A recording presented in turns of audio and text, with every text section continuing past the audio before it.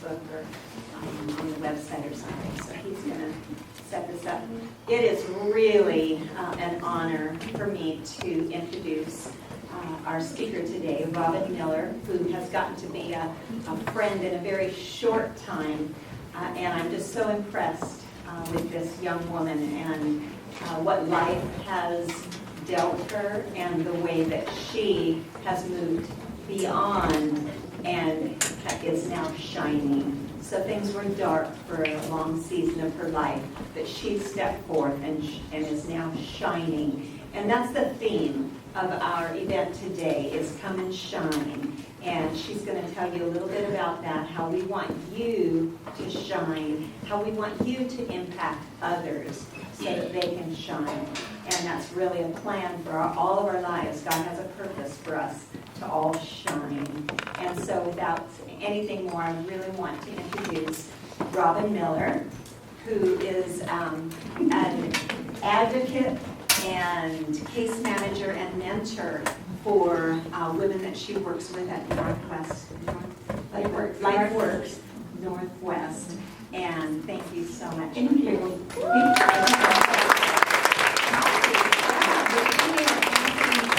Fancy, I've got a place I can't cross over, and I've got a fancy microphone and a thing I'm not supposed to trip over. So hopefully I won't. And now that this is going to be on Facebook, I'm me just hold in my tummy and which angle. I know I can't tell you how beautiful you are. You all look this afternoon, this morning. I'm so fortunate and blessed to have been asked to be here and to talk to you. And I brought a small PowerPoint to help me tell my story. And just one second, we'll get it up there. Okay. So there's a Bible verse that goes with the theme of the event today, and it's Daniel 12:3. And it says, "The wise will shine like the heavens, and those who lead others to righteousness like the stars forever and ever." And there's always a part of my story where when I'm talking is that I get a little emotional, and this is because I look out and I see all of you as stars. Like, you're so light. When you came in, some of you looked a little nervous and a little hesitant, but right now you're all just glowing. And to me, that tells me that you're those stars. You're the young women that are going to lead other people, to be better people. Things don't always happen in our lives that we didn't plan the bad stuff that happens in our life. We didn't ask for bad things to happen to us. But sometimes we find ourselves in those places, and if you're in those places, just hold on and continue to look for the people in your life who are showing you love. Like Pastor Gary was sharing that, that love you genuinely. They don't want anything from you. You're going to probably come across some people in your lives that are going to want some things for you, and you don't have to give them anything. You're far too valuable to give anybody anything that doesn't love you. And I know, like he said, there's 90 women in here who showed up, suited up, and showed up for you today, and we love you. And we're so glad that you took the time out of your day. It's beautiful out. Look, now we're all in this dark room, and there's sunshine, and we don't get a lot of that here. So I really want to thank you also for being here and listening to me. So 1970s, I don't think it was that long ago. Really, I don't. 1970s is not that long ago. We had cool things going on then, and you see, we'll go into the 80s in a little bit, but you all are wearing those fashions. I see you guys wearing the same things as I wore. Chuck Taylors have been around and cool for a long time, and I've seen several, especially from my group of ladies that I got to spend the day with, purple group in the house right there. So I grew up 1970s. This is me when I was a baby, or a younger, not quite a baby, but I always liked getting my picture taken, I think. I grew up in Vancouver, Washington, and I have, my mom and dad, they were actually still married, and they've been married 51 years And 2 weeks from today is our anniversary, and but it wasn't always nice, you know. They stayed married, my mother stayed married to my father. Probably today you would see people leaving. A lot of, you know, a lot of really hard, dark times in our house. My dad drank a lot, and so there was a lot of yelling and things being said. I was afraid a lot, you know, in my room. I was safe though, so that's one thing that I'm really thankful that God protected me. But I was always afraid, and I always, you know, wanted to protect my mom, and I had a little sister. We shared a room. That's my little sister, Rondi, with her tongue out, and then I have an older brother whose name is Reed. My parents still live in that house, actually, and I said sibling love. We didn't always, you know, get along. My sister was 3. No, she was 2 when I was 5. She gave me a handful of cookies, and then I ate them, and she told me they were dog food. So and so. Yes, it was not good, and I cried. This is so here. This is me through my school years, and I was looking when I put this PowerPoint together. I was looking at my smile, and I see the same. It's like the same smile, you know, something I put on my face when people were looking, and that way they couldn't see like how I felt about myself, because I didn't think I was anybody special. I didn't love myself. I didn't. You know, my dad, he drank, he paid our bills, you know, I did gymnastics. The place that I did gymnastics was not a healthy place. The men that taught gymnastics weren't healthy men. They weren't godly men. You know, they weren't nice. They talked terribly. I think we had to weigh on a scale at the beginning of the week. At the beginning of the week and way out at the end of the week, and I was fat. I was told I was fat. So from, you know, and I was starting in like second and third grade. So I really I didn't like myself. I didn't see anything good about myself. You know, I thought a relationship or a man yelled at his family and drank a lot. I mean, that was what my normal was. And so the smile, I look. And it really moved me when I put this together. Another thing, so we're going to get to a really, something that's really serious. I'm going to talk about sex trafficking and what commercial sexual exploitation is, and how that happened to me. It didn't happen to me when I was 12, 13, 14, and 15. So I will, you know, tell you that, but I do want to let you know that that's when it can happen, and it happens mostly.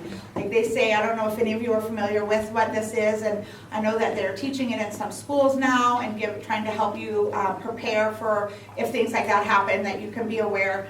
But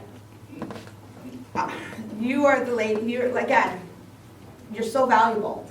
And there are men who aren't godly, and they see your value, and they want to exploit it. And exploit it means use it. And they want to just suck it all from you, and you don't have to, again. But these pictures, the one with the funny hair in the middle, I was 17 there, and I'm a sophomore. I think I'm 16 in that top one. So that's the normal age that this happens to. Again, it didn't happen to me then. It happened to me. I graduated in 1990. I was a cheerleader. I was, you know, I had a lot of friends. Again, it was a smile, everything on the outside. I started drinking when I was 14. I started drinking a lot, and I would say I was an alcoholic, really young. I drank because when I was drunk, I thought everybody liked me. I was funnier, I was prettier, I was all these things, but I really wasn't. You know, I wasn't those things, and things happened to me. I was assaulted as, you know, a 15, 16-year-old when I was drunk. I would drink, and I don't know if you know what blackout drinking is. Blackout drinking is when you drink way too much and you don't remember anything. So I would wake up and I wouldn't know anything what happened. And so again, I just started feeling worse, uglier and darker on the inside. But I didn't stop drinking. You know, I kept thinking, it makes me pretty, I'm funny, everybody likes me. And I got in trouble a lot for drinking. My mom used to tell me she was going to put me in rehab the next time she caught me drinking, and she never did. Sometimes I think, what would have happened had she done that? But I don't know. So I went away to college. I graduated in 1990, and I tried to go away to college, and it was immediately a bad idea because I just drank more. And I started having bigger problems. I didn't go to classes, so college didn't last too long, and I ended up coming back to the Portland area and starting to work. I worked at like a restaurant. I worked at a bingo parlor. I took care of like a little boy. I did whatever I could to make money because I was making money. I could drink, and again, remember I was prettier and funnier and all of those things when I drank, but again, it was not. It was getting darker and darker and harder to remember who I was. And so I was 21 years old, and I was ended up dancing in a strip club. So definitely not the place to be. Not for a 15-year-old, not for a 21-year-old. And it is happening. There are places that are, little girls are in these clubs, and it's happening. It's real. I don't know if I could say I was blessed because I was 21, but that's how my story was. That's when it happened to me. I ended up there, and I met a man, and he told me, what did he say? He told me he would drink the bathwater out of my shoe. I don't think anybody in here would do that. I certainly wouldn't. And so that was in 1993. And again, 1993 isn't that long ago, remember? Not that long ago. But I met him in 1993, and he took me away. What did I do? What was I? I was drunk. Left, woke up, didn't know where I was. I wasn't in Portland. I was up north in Tacoma, Washington. And then we drank. And then the next time I woke up, I was in San Francisco. And at that point, kind of knew what was going on, what I was going to have to do. And at that point, too, we didn't have internet. I think that's a good thing. I was very happy not to have been on the internet or not to have to worry about that stuff. But we walked in the streets. And so I was in the street, and I was alone. And I couldn't call my mom because what was I going to say? I felt terrible. I was dirty and dark and hopeless. This man took me, he was a pimp, and he'd been doing this for several years.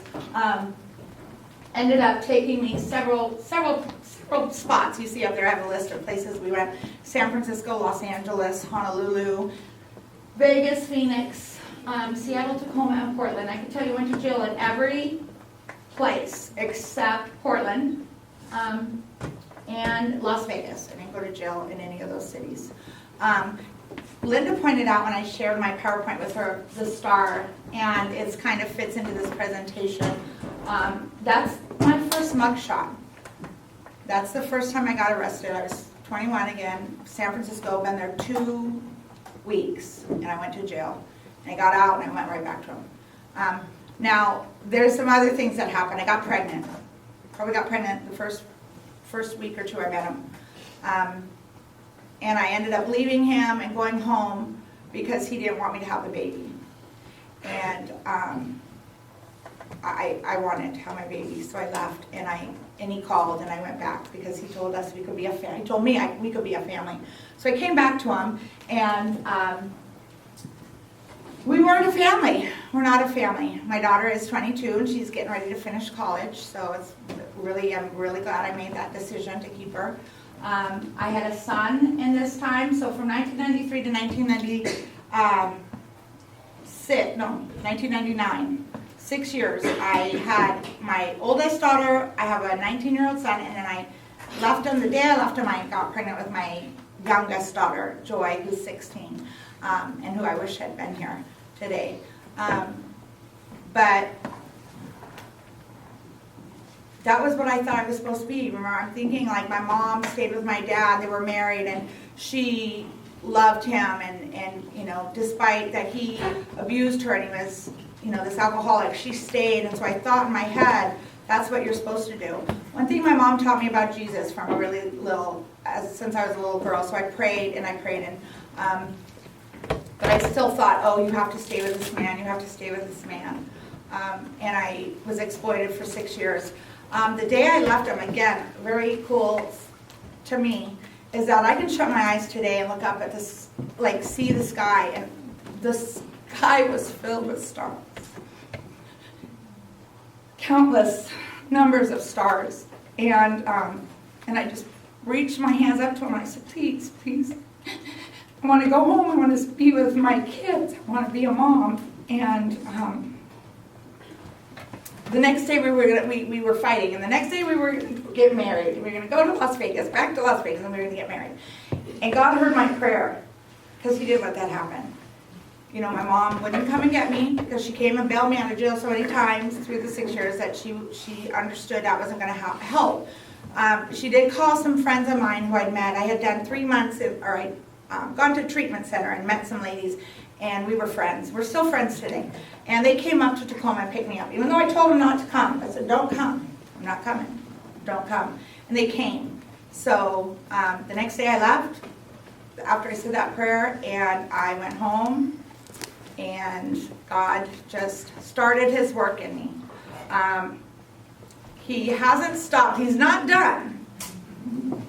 He's not done with me yet. There are still a lot of things that, you know, I believe that he has planned for me. But again, it's that verse, you know, the wise will shine like the heavens, and those who lead others to righteousness like the stars forever and ever. And, you know, without my story, without what I went through, without having the life I had, I wouldn't be able to be here today and share with you, like, just how much there is to life and for you. And, you know, it's not going to be easy. You know, it's not easy. It's not going to, I can't even say it's you know, tomorrow's going to be the best day. You know, it's going to be hard. There's going to be a lot of things. You are so young, and there's so much, you know, that you will probably experience. And some will be good and some will be bad. But, you know, if you continue to just lift each other up, find those people that love you and stick with them. There's a saying, stick with the winners, you know. People who aren't hurting you. And sometimes I think it's hard to find those people, you know, and sometimes it's something we have to make a choice to walk away from those people, even if it feels normal, you know, because it's scary to leave. It's scary to leave something that you know is always going to be there. So if he's hitting you and he's telling you you're this and you're that, or if you love me, you'll do this, it's not that bad, and, you know, we'll be together forever. You just have to do this for a little bit. You know, it's a lie, you know. Those aren't the winners. Those aren't the winners. But it feels normal, and it feels like, oh, because you expect it. It's, you know it's going to hurt. You know you're going to cry. You know it's going to be painful. So you don't, you know, leaving is hard, or not being with somebody like that is hard, especially if it's something you experience for your lifetime. So, I mean, it takes a lot of courage, but I know that, you know, again, I look out and you're all stars. Like, I see your faces are like hopeful. I look out and I see hope, and I see, I mean, the fact that you're just looking and listening, I just like lifts my heart. So if you were wondering so I was in the life for 6 years. And if you're wondering, like, I think I was kind of cute with, you know, it wasn't too bad right there, right? Not too bad today. I'm older, but I'm in the older group. Where's Darlene? I'm older. I'm one of the olders. But if you were curious, like, you know, what do they have? That faces of meth? This is the faces of crack. and the faces of what you know, this is what that looks like. And the scary thing is that men still pick me up. They still pick me up. And I thought I looked good. I requested these from the place, and I was like, oh, I'm going to be cute. These are going to be probably the cutest mugshots ever taken. And they aren't, you know, so that's where it took me. And this is where Jesus has brought me. So this is, I have this verse on my wrist. A friend of mine gave me a bracelet that has Jeremiah 29:11. For I know the plans I have for you, declares the Lord, plans to prosper you and not to harm you, plans to give you a hope and a future. So I believe that for all of us, you know, all of you.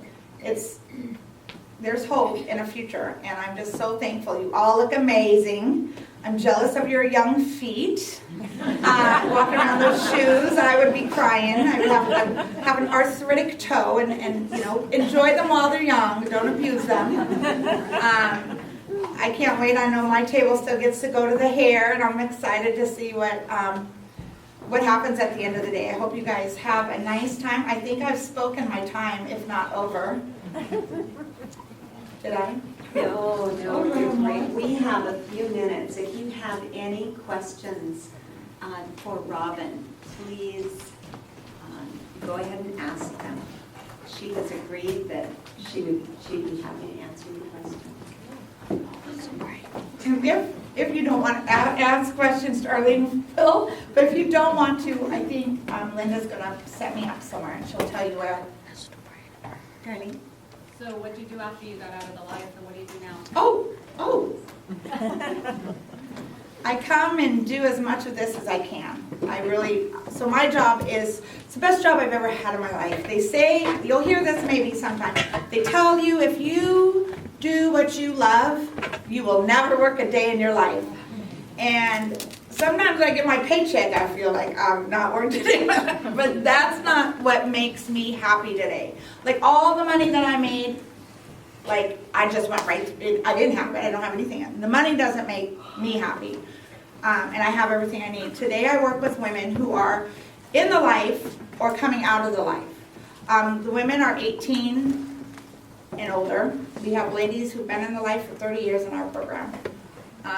And you saw what 5 and 6 years look like, It gets really hard. And they've been with pimps. They've been with, a lot of times what happens in the life is that you might start with somebody who puts you out there or introduces you to the life, or it just happens, out of your control. It's not something anybody chooses. I don't think there are people who say, this is my job. I love to do this job. There is not one of us in here when we were, even probably today, but when you were 5 or 10, you said, I want to be trafficked, or I want to be, out there doing those things. But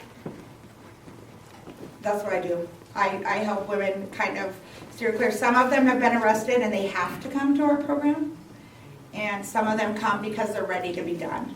And we get to work with Abolition Now, which is another piece of what Compassion Connect, and there's a whole big thing. I mean, they're coming beside young women like y'all, and they don't walk away. They love you because they are standing next to these young women who, aren't maybe at risk, and then the women who are, and then the women who are 50 and still been out there, and they still are here. They're people who want to help, and that's just what I find joy in doing. Leslie?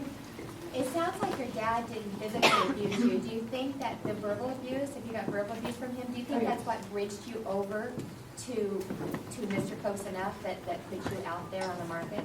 My dad screamed and yelled, and even today he works on it. My dad today is like a different man. He doesn't drink. He actually, so my children, my parents raised, my 2 oldest children, my daughter who's 22 and my son who's 19, they always lived with my mom and dad. And he changed. Like God used whatever happened to bring blessing to my family. But yeah, I heard just garbage in. And mind you, the man who did this to me, he didn't come and just tell me garbage at first. I mean, he didn't have to work too long on me. It was the alcohol, I think, that really played a big piece because I just would go. But he at first, loved me, and we were going to be a family and all of those things. But it doesn't end like that. Just that terrible, that low self-esteem, not thinking I'm good enough. And you are all good enough. All of you. You're all just where you're supposed to be. It might not be where you want to be, but like today here, you are right where you're supposed to be. And so when you leave today, now I hope you have some hope. I hope you, see the beauty that we see, and that you can make, decisions, that will help you just continue to grow, and to bring your sisters alongside with you. don't, sometimes you gotta walk away. You can't just stay. Somebody doesn't wanna come, but you can come and you can lead, and then it's like you're gonna shine like the stars forever and ever. And we do want you to be advocates. We want you to learn and grow and shine and then lead others. Warn your sisters, your classmates, your friends, your neighbors, and be the one that's going to make the right choices and lead them to make right choices. Jamie. So, do you know what happened to the man? Oh, gosh. The man who is my kid, I have 3 children with, and who was my pimp? Yes. So a year ago, I was working at a job. I was like a secretary, and I had started applying for this position, this job. God moved in my life. I've been praying. I have people praying for me, and but right before I left for this job, I would sometimes go online because he would go to jail often, and sometimes I would get a child support or something like money, and he would always be in jail. So I looked, and he was in fact in jail, and usually he was always there because he was addicted to drugs. It was a drug-related kind of thing. Well, not this time. This time he was in jail because he for 2 counts of human trafficking and 2 counts of promoting prostitution. And one of the young women, so there was a young woman who got caught by the police over the internet. They set her up, and she came in, and she ended up telling who he was. This young lady was 21. Now that's how old I was. He's 45, 46. His oldest daughter is 21. So he hadn't stopped doing this.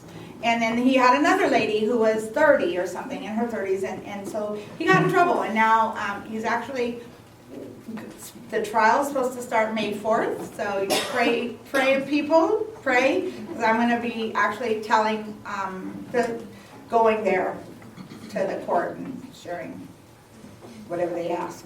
So. Many of us are not fortunate enough to have a godly father or to be in a family where there is godly men that we can see. So what are some of the warning signs or red flags in a relationship that isn't healthy? Like when you were starting it, you didn't see it. But looking back now, what are some of the things that you see happen then that you should have maybe known that wasn't healthy? If it's always your fault, it's not healthy, because it's not always your fault. Sometimes I know I shouldn't say things. Our mouth is the worst thing. It can cause more pain than, like physical abuse sometimes, because our words don't go away. Once they're out there, we can't take them back. But when it's always your fault, that's a sign. If there are things that he wants you to do to show him how much you love him, and they can be starting small.